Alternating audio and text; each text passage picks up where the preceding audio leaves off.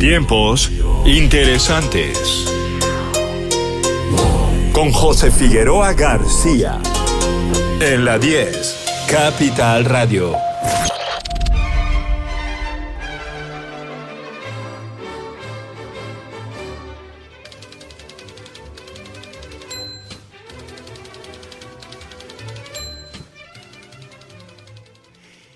Y aquí estamos de vuelta en el remate, que hoy está sin Miguel Ángel González Suárez, que sigue de camino a 3i Atlas en un cohete espacial. Averiguaremos muy pronto si 3i Atlas es una nave turística o no. Mientras tanto, estamos aquí en la 10 Capital Radio y tenemos con nosotros al doctor Santiago Marrero. Bienvenido, doctor. Hola, buenos días a los oyentes, buenos días, José. Y hoy vamos a hablar de un tema muy importante, muy interesante, que además invito a la audiencia a que nos escriba, a que nos llame, a que nos pregunte, porque es un tema que tarde o temprano, ¿verdad?, todos hemos vivido o viviremos, esperemos que menos que no lo vivamos, y es cuando vamos al médico, nos hacemos una revisión o no nos sentimos bien y resulta que las noticias no son las mejores. ¿Verdad, doctor? Bueno, sí, los médicos tenemos que comunicar muchas veces pues noticias que no son con respecto al diagnóstico fundamentalmente, ¿no? Exacto. Noticias que no son exactamente positivas, ¿no?, en el sentido de la salud. Entonces hay que hacerlo con cuidado, hay que hacerlo con una forma, con un estilo, con una manera de comunicar eso, ¿no?, porque crea mucho impacto emocional, ¿no? Sí, porque aparte usted es algo en lo que está usted muy involucrado en el tema este. Cuéntenos, doctor, cuál es su relación con este mundo de la comunicación médica. Bueno, yo llevo desde la creación de la Universidad Europea de Canarias dando clase, dando un módulo de habilidades de comunicación en el ámbito sanitario, ¿no? Habilidades de comunicación en el ámbito sanitario. Sí. También fui durante 3 años profesor de una asignatura optativa de sexto de medicina, de habilidades comunicativas y entrevista clínica. Y también he sido profesor durante mucho tiempo en módulos para empresarios de habilidades de comunicación, ¿no? Entonces la comunicación se dirige por 2 lados, tiene 2 fines la comunicación. Uno, el de informar, ¿no? Bueno, por ejemplo, como se hace aquí en la radio, ¿no? Y es informar al paciente acerca del proceso de su enfermedad. Bien sea un diagnóstico nuevo o sea un diagnóstico conocido que se ha empeorado. Esa parte de la comunicación el de informar se dirige a la razón, a la inteligencia, al pensamiento humano. Eso va dirigido al área prefrontal de la corteza. Uh-huh. Pero la parte más potente de la comunicación va dirigida al aspecto emocional de la comunicación. Y eso se dirige al sistema límbico, a una estructura del cerebro que está sobre la silla turca. Esa parte se dirige a los afectos, a las emociones, contacta con las experiencias del paciente, con sus propias creencias, con su propia fijación de aquello en lo que conoce, vivido de otras experiencias, por ejemplo, familiares o de amigos, si hablamos, por ejemplo, de una enfermedad grave como el cáncer, ¿no? Uh-huh. Y de todas esas experiencias ha creado una idea. Y esa idea es la que impacta en él cuando resulta que le informan de un diagnóstico, por ejemplo, de ese calibre, ¿no?, de cáncer. Entonces, la parte emocional, ¿no?, que viene determinada también por cuando nos comunicamos, por el acento, la claridad, el tono, ¿no?, la entonación con que decimos algo, eso es mucho más potente en comunicación que lo que decimos, ¿no? Sí. Cómo lo decimos es siempre mucho más potente, ¿no? Entonces hay que tener una postura calmada, una mirada a los ojos del paciente, un tiempo para escuchar la expresión emocional que surge en ese momento del paciente, no interrumpir, ¿vale?, no hablar en exceso, no decir más allá de lo que se comunica y se quiere comunicar, porque siempre hay una esperanza, siempre hay un buen futuro. Y entonces tenemos que ser positivos, tenemos que ser proactivos, hablar en presente, ahora ocurre eso, Pero el futuro está lleno de esperanza porque hay muchas alternativas, muchas posibilidades aquí y fuera, y hay muchas cosas por hacer. Entonces no dar como una puerta cerrada, como un camino sin salida, ¿no? No es el qué, es el cómo. Es el cómo, exacto. En inglés hay una expresión que me encanta. Ellos lo llaman bedside manners, que viene a decir tu educación, por así decirlo, ¿cómo es? A ver, ¿cómo lo traduzco yo al español? Bedside manners, como tu compostura de estar al lado de la cama del paciente. Algo así. Ese es el bedside manners. Y es ahí donde se pilla a un buen médico, en cómo sabe estar y en cómo sabe comunicar. Y muchas veces, todos hemos oído hablar de esto, a mí me ha pasado mucho, que me han contado cómo le han comunicado a una persona que tienen X o Y enfermedad. Y cómo a veces ya no solamente un tema de quitarle las esperanzas completamente, sino incluso cómo se le ha dicho, o sea, incluso con rudeza. O sea, y esto es algo que lo he oído. El otro día alguien me contaba que perdió a un bebé y se le dijo, bueno, ya tendrás más. Y cosas así. O sea, esto es fuerte. Esto es fuerte. Bueno, creo que los sanitarios debemos desarrollar mucha empatía hacia el otro, porque nosotros mismos como seres humanos podríamos estar en ese lugar, en esa situación de sufrimiento, ¿no? Entonces hay que desarrollar mucha empatía, hay que saber escuchar, hay que desarrollar la compasión hacia el otro que está viviendo un momento de tristeza, de sorpresa, digamos, triste, sobre todo porque esas experiencias cuando las comunicamos seguro que ellos esas experiencias las han recibido la información de personas que conocen, ¿no? Y han vivido acompañando a otras personas una experiencia desagradable y dura, ¿no? Entonces que en ese momento tú digas el diagnóstico así o dicho de algo que no quieres decir o lo digas en un momento determinado. Hay que tener tiempo, ¿no? Tiempo para acompañar al otro.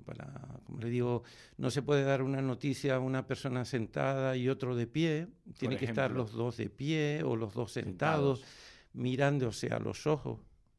Tienen un espacio frontal de comunicación, no lateralizado, por ejemplo. Hombre, me imagino no, esto es un hecho, que para un médico tampoco es fácil el dar este tipo de noticias. Tampoco es fácil. Mira, hay mucha legislación que nos obliga a eso, ¿vale? Está la Ley General de Sanidad, el artículo 9, la Ley General de Sanidad, dice que hay que informar al paciente acerca de los diagnósticos que tiene y las posibles alternativas con respecto a las pruebas diagnósticas a las que debería someterse o los tratamientos, diferentes diagnósticos a los que podría someterse, ¿no?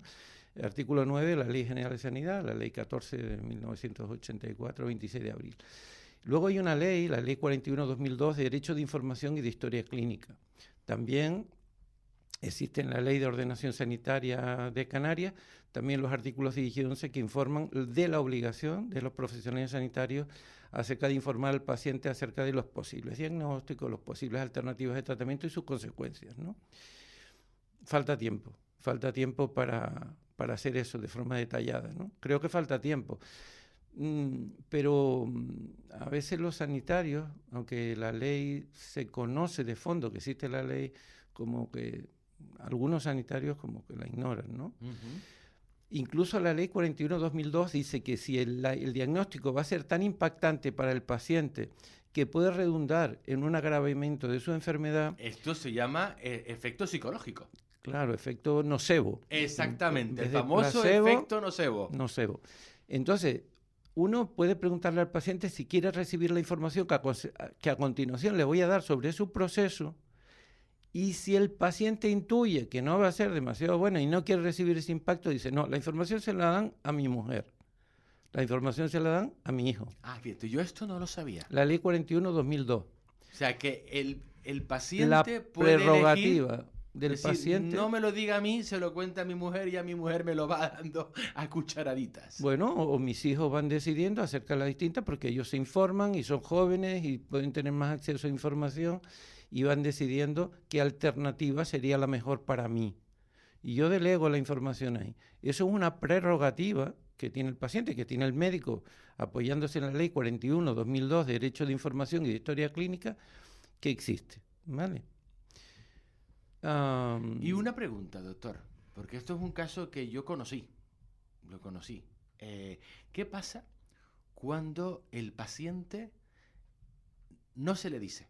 Se le dice a la familia, pero no se le dice al paciente. Y el paciente desconoce, en realidad, cuál grave es su enfermedad, pero la familia lo sabe. Yo creo que existiendo este artículo en la Ley 41/2002, la otra forma de proceder yo creo que es paternalista, proteccionista, pero desvalida al paciente de sus propios derechos, ¿sabes? Entonces creo que legalmente, por un lado, no se debería hacer así, y por otro lado estás privando al paciente de que en sus últimos días de vida, en sus últimos meses, en sus últimos años de vida, pueda decidir en su vida qué cosas hacer, qué cosas debe concluir en su vida, Sí. antes de llevarle a una situación catastrófica, ¿no? Entonces, por ejemplo, pues arreglar el conflicto que tengo con mi hermano de hace 10 años que no le hablo. Exacto, porque Pues si no saben que están donde están, no lo van a hacer. Quiero hablar con mi hermano y aclarar esa situación y hacer las paces y no sé qué. Quiero hablar con uno de mis hijos también que está fuera en el extranjero y quiero además hablarle emocionalmente sobre cómo siento yo la relación en la distancia, cuándo se fue, cómo lo he vivido y todo eso. Y quiero arreglar mis asuntos. Y si quiero y tengo una empresa, quiero arreglar la empresa y delegar a quién va a ser responsable de mis hijos o otra persona externa, cómo va a llevar la empresa. Y cómo voy yo a concluir la relación con mis seres más queridos. Eso creo que es un derecho del que se priva al paciente si desconoce cuál es su pronóstico, digamos, su estadio, etcétera. Esto es que son temas delicados. Definitivamente son temas delicados. Pero en esa situación se hace mucho más patente la parte humana del sanitario que debe estar ahí para escuchar al otro. No tanto intervenir, hablar, después de dar la información clara y precisa, ¿no? Y se trata de luego de escuchar las inquietudes del otro, cómo quiere que se lleven las cosas, cómo podrían evitar ciertos efectos secundarios, quizás, ¿no? Si se puede, utilizando otra alternativa de tratamiento o usando otros diagnósticos que puedan ser menos agresivos. Quizás la decisión la tiene el paciente, siempre va a ser el que elija, después del que el médico le informe libremente, objetivamente y con detalle acerca de los posibles alternativas de diagnóstico, cuáles son sus efectos secundarios o su potencialidad diagnóstica y cuáles son sus tratamientos más eficaces para su caso, usando siempre todo lo que haya en beneficio del paciente, todo lo que haya. Y dígame, a día de hoy, ¿los médicos tienen que tomar esta asignatura o es algo voluntario? Es voluntario, definitivamente es voluntario. Que yo conozca en la carrera ahora mismo no existen. Yo estuve 3 años, como dije, en la Facultad de Medicina, dando esta asignatura. El primer año fueron como 20 y pico personas, el segundo año eran como 12 y el tercer año ya decidieron quitarla porque ya había muy pocas personas que elegían esta asignatura, elegían otras asignaturas optativas, pero las habilidades comunicativas e entrevista clínica no eran interesantes para los estudiantes de medicina. Y sin embargo, es algo muy importante. Bueno, yo así lo considero, ¿no? Y por eso estoy ahí en la Universidad Europea dando esta asignatura desde su creación, ¿no? Y es una asignatura, por supuesto, obligatoria, ¿no? En este caso, ¿no? Pero o sea que en la Universidad Europea es una asignatura obligatoria. Exactamente, y la toman muchísimas pues personas. Claro. Mi enhorabuena desde aquí a la Universidad Europea. Porque claro, es que esto es muy importante, porque es que cuando uno está ante un médico, cuando uno está en ese momento de la vida en el que no se encuentra bien, en el que no sabe cómo va a estar, es el momento más vulnerable. O sea, nuestra vulnerabilidad es total. Más vulnerable que ante un juez. Claro, los rasgos de personalidad que pueda tener alguien, si tienes un rasgo hipocondríaco, hasta un dolor de muela te puede parecer que tienes un ictus o que tienes un glioblastoma, un tumor cerebral, ¿no?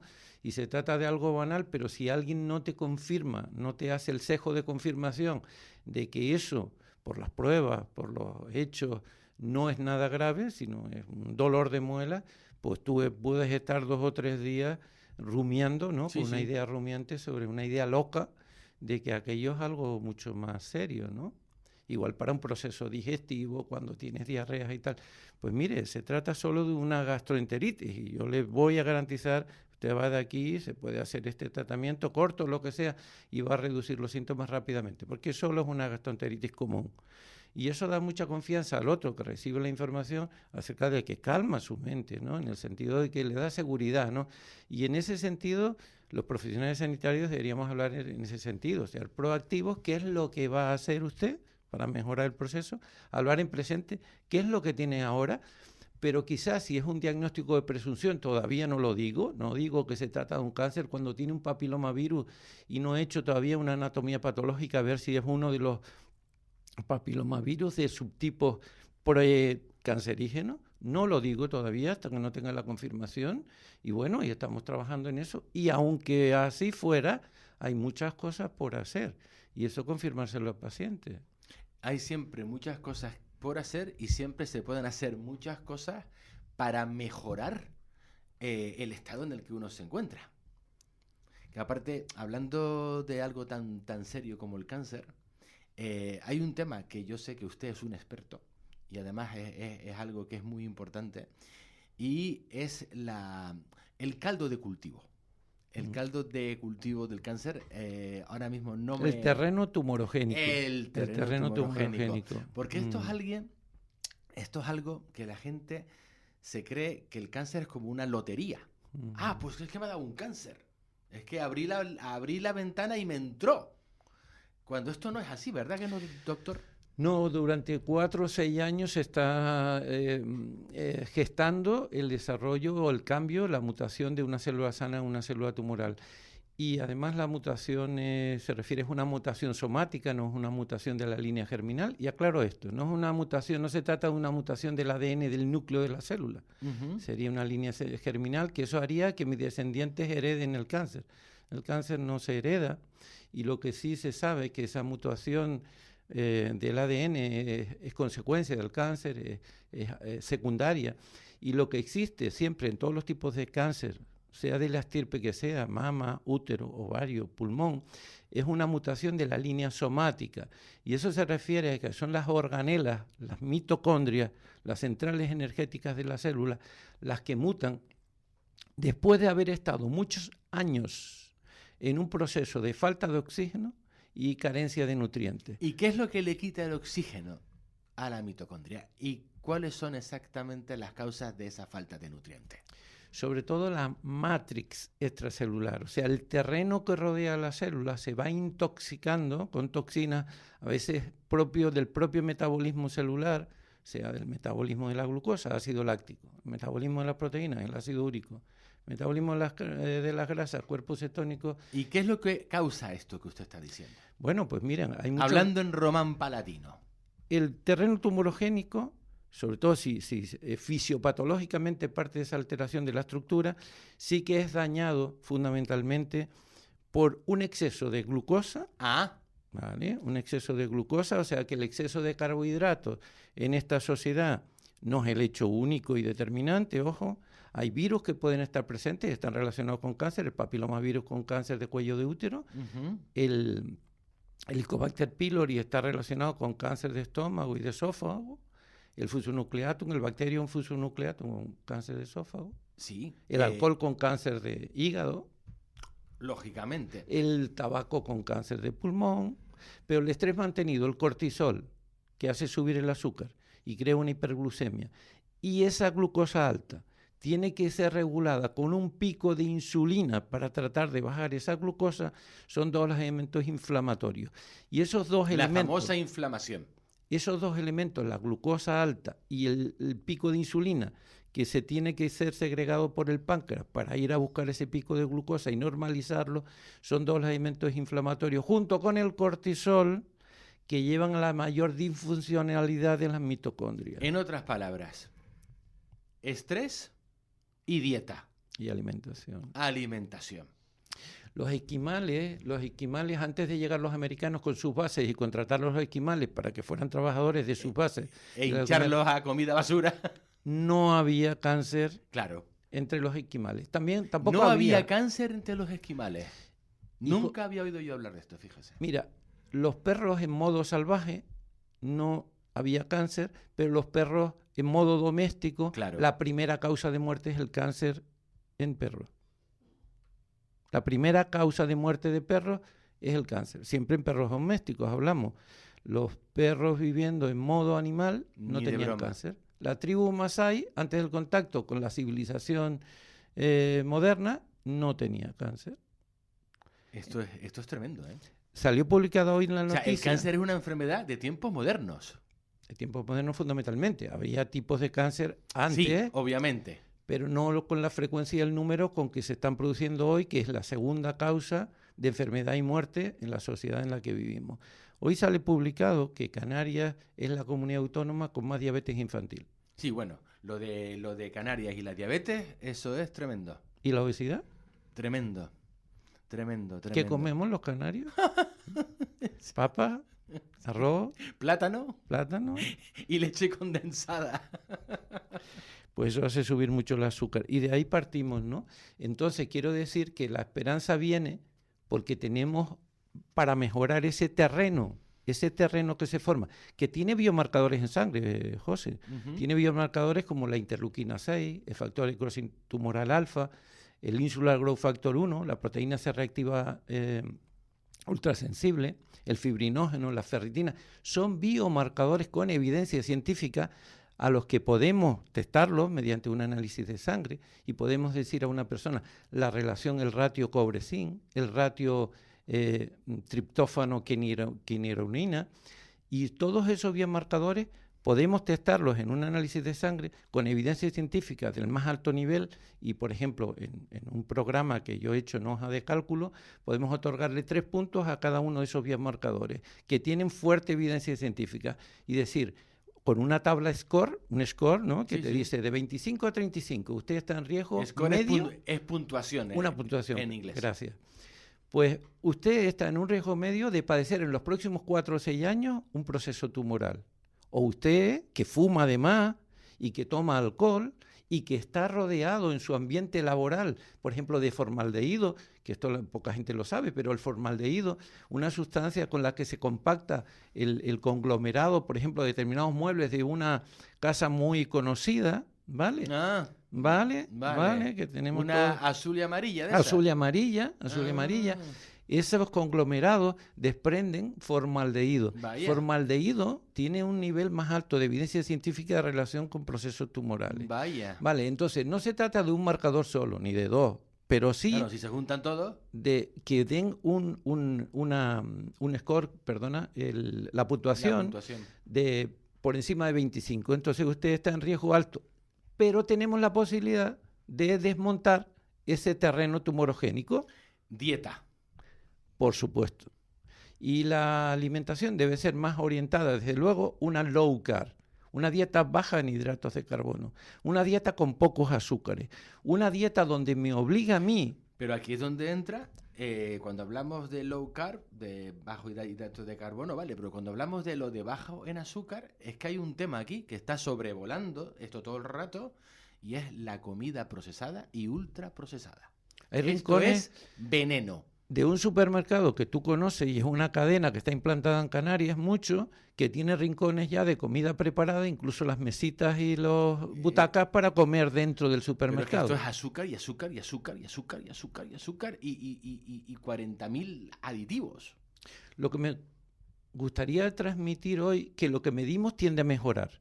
Entonces, lo que no podemos vivir de la subjetividad, yo creo que tengo el azúcar bien. Yo creo que con lo que estoy comiendo ahora y quité ya un par de dulces, lo tengo Mídaselo, bien. señora. Mídaselo, exactamente. Mídaselo. Hay un glucómetro que te regalan en la farmacia, puedes medir la glucona y la acetona. Y tú has experimentado Sí. tener una acetonemia altísima. Sí. ¿Y cómo te has sentido? Uf. Estoy...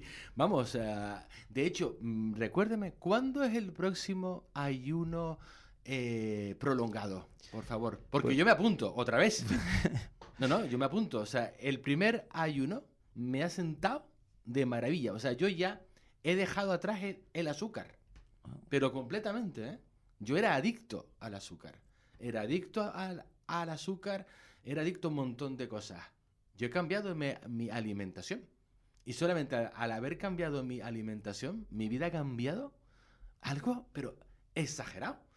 Y lo que es interesante es que después de que te pegas 3 días sin comer, te desintoxicas de un montón de historias que luego ya cuando vuelves otra vez a poder comer, no te apetece. Y yo incluso hice la prueba y agarré un dulcito y me lo empecé a comer y digo, ¡ugh! Dios mío, ¿qué pasa en mi cuerpo? O sea, ¿pero qué hace? Cuando yo antes hubiese... No. O sea, tremendo. ¿Cuándo es el próximo ayuno prolongado, doctor? Los días 16, 17 y 18 de enero.